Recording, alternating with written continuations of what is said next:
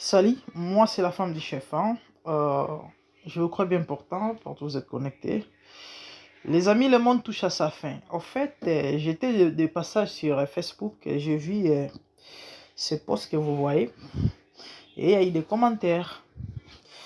Et c'était les membres de la famille d'une de ses sœurs que vous voyez figure sur les images a posté tout en lamentant.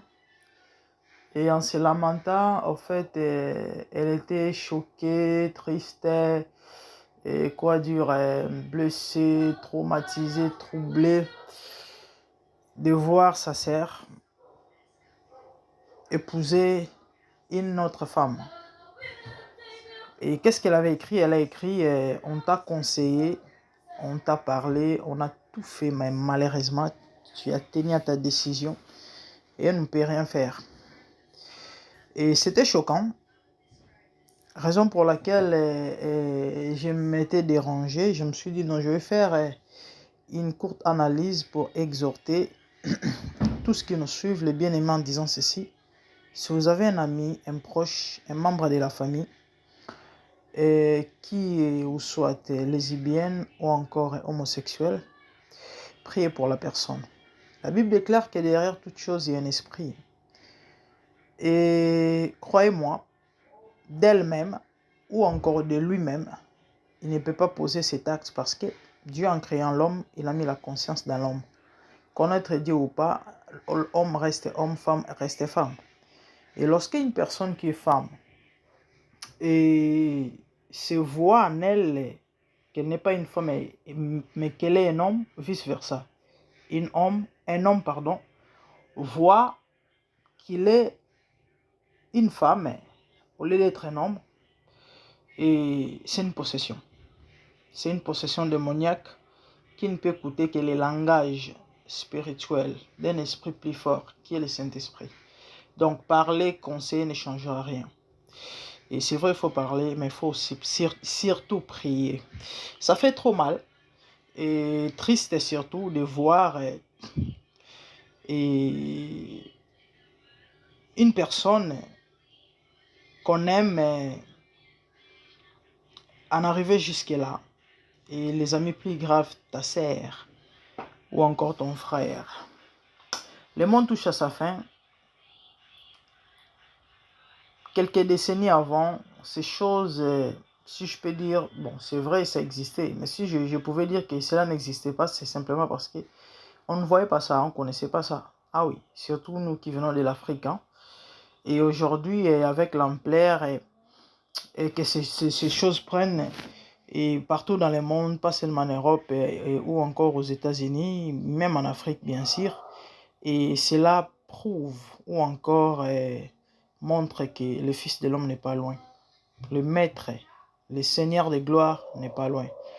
Et du coup, je dirais aux chrétiens d'être sur leur garde. Et Jésus a dit, vous connaîtrez ceci par les signes. Et il a dit, vous savez lorsque l'hiver est proche. Par rapport à la métamorphose de l'arbre, le figuier. Et du coup, vous savez comment vous préparer par rapport à la nouvelle saison.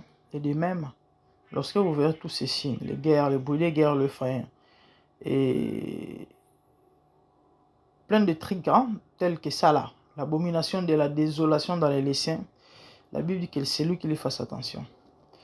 Bien-aimés, réveillons-nous.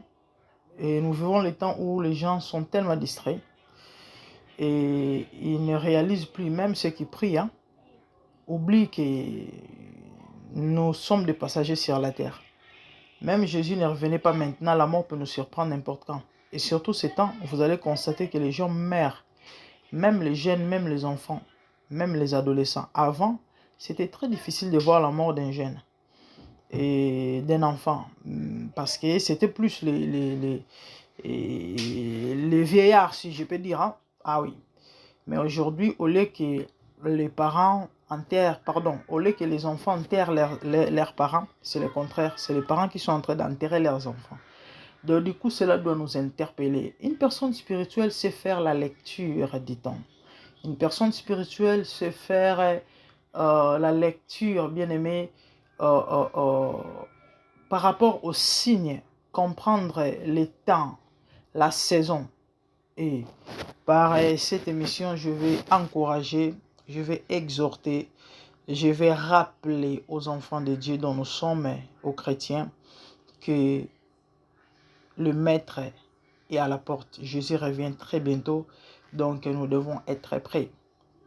Purifions nos cœurs, comme la Bible le dit, que celui qui est saint se sanctifie encore. Et Ecclésiaste dit, quand tout temps tes vêtements soient blancs et que l'huile ne manque pas sur ta tête. En voyant ce genre de choses fait tellement mal, c'est tellement choquant, c'est vraiment... Mais je manque même les mots. Hein. Et voilà, donc c'était ça. Que Dieu vous bénisse. Abonnez-vous massivement, partagez, faites large diffusion pour sauver des hommes et le Seigneur vous bénira. Merci. Au revoir. Bye.